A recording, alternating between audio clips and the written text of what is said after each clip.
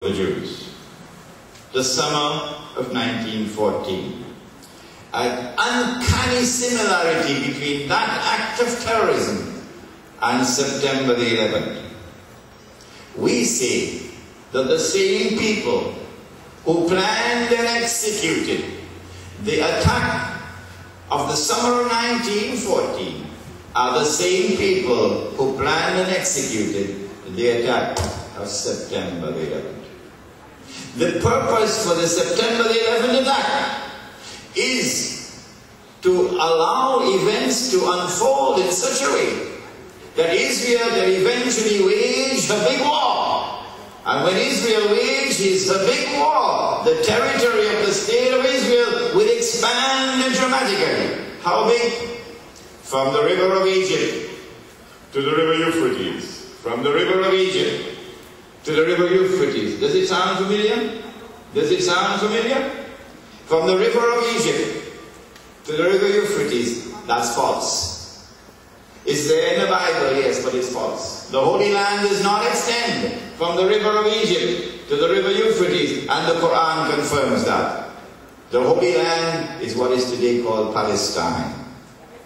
When Israel wages that big war, Israel then sees the Suez Canal. Israel will seize the oil of the Gulf.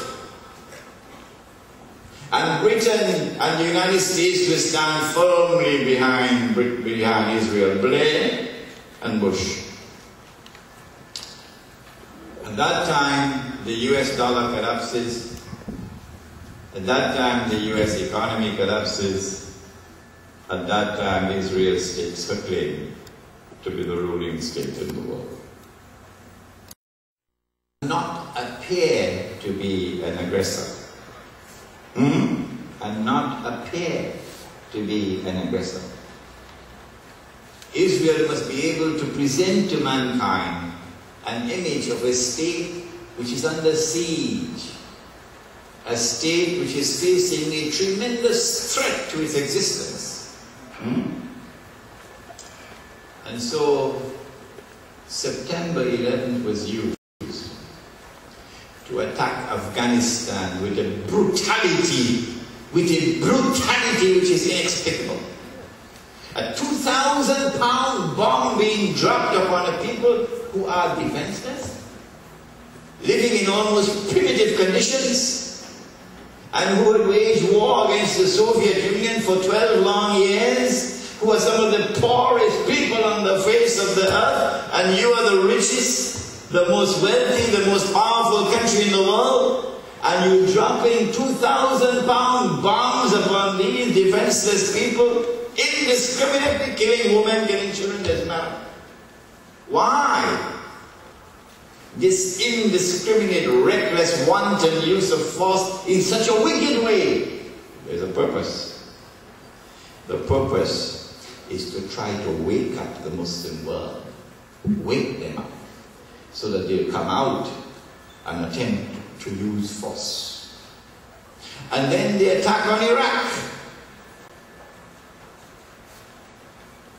And after attacking Iraq and getting rid of that blue-eyed boy of the Yankees, they created him, they fed him, they groomed him, they supported him, all through a man named Saddam Hussein. Then they turned against their own blue-eyed boy, used him as the reason and justification to invade Iraq. But if we, the Muslims, had ever attempted to remove Saddam Hussein, they would have destroyed us. No. And now they go in the prisons of Iraq. Is all of this sexual humiliation being inflicted on the Ummah of Muhammad ﷺ by accident? Are these random events taking place by a few rogues? Not at all! This is deliberate policy. We thought that the Muslims would have woken up when we attacked Afghanistan, but they did not. We thought that they would have woken up when we attacked Iraq, and they would have overthrown some of the pro-American regimes like the Jordanian regime, but they did not. The Muslims are really snoring. So we've got to do something more to really get them vexed. That's why the sexual humiliations of the prisons of Iraq. That's why they were parading naked prostitutes before our people in Guantanamo. This booklet in your hand has an appendix at the back, which comes from one of the inmates who was released from Guantanamo. And because he was a British national, he was a black Jamaican, incidentally. A black Jamaican who converted to Islam. He was able to tell the story about Guantanamo. Read that story at the back of this. I don't think the Express will publish it. And you'll see, this is not a random, accidental policy. This is by design. Its purpose is to try to get the Muslim world to wake up, overthrow some of the pro-American regimes, get some Muslims so mad that they will now become terrorists. Can we manufacture some terrorists among these Muslims, get them so mad, lead them to acts of terrorism? It is when these things occur, when the world can see that yes, there is some danger, some threat from the world of Islam now, that Israel will have what Israel will present as casus belli. Some justification for a big war, which has already been planned long, long ago. So that is what the White World Order is now doing. Helping Israel, so that Israel can wage a big war. When Israel wages that big war and becomes the ruling state in the world, then the world order of Gog and Magog will now become a means through which Israel can effectively control the world.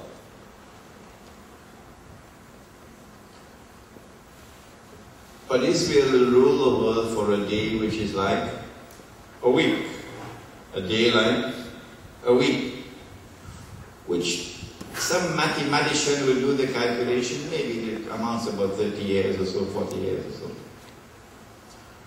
At the end of that time, the masjid would have been destroyed, Masjid al-Aqsa.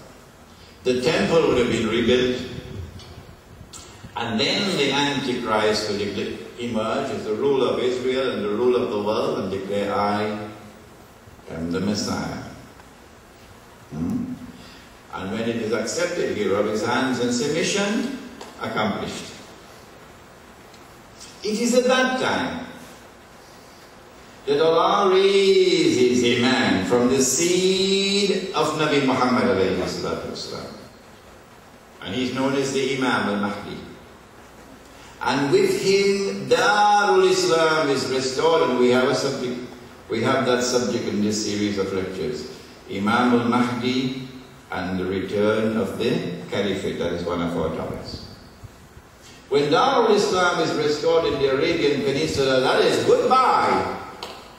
Goodbye to the American Kingdom of Saudi Arabia. Back into the garbage bin from where it came out in the first place.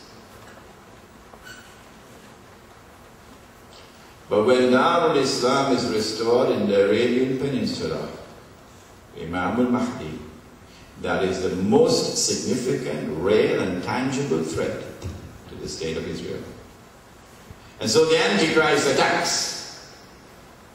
The Prophet said that the attack would come from the east. He pointed 20 times to the east. East of Medina is not Japan, something closer. He said that the Antichrist will ride on a donkey. Remember the last lecture? The donkey will travel as fast as the clouds. The donkey will have his ears stretched out wide. And so therefore, when the Antichrist attacks, it's going to be fighter aircraft. East of Medina is the Saudi, used to be Saudi, now is the American Air Force Base in Tehran. So it's an aerial attack. The angels guard Makkah and Medina, and the Prophet said that the attack will be diverted to Damascus. And that is where the confrontation takes place between the Antichrist and the Imam. The Antichrist and the Imam. It is at that time that the Son of Mary would come down with his hands resting on the wings of two angels. At that time, when the Son of Mary comes down, then the Son of Mary, the true Messiah, kills the false Messiah.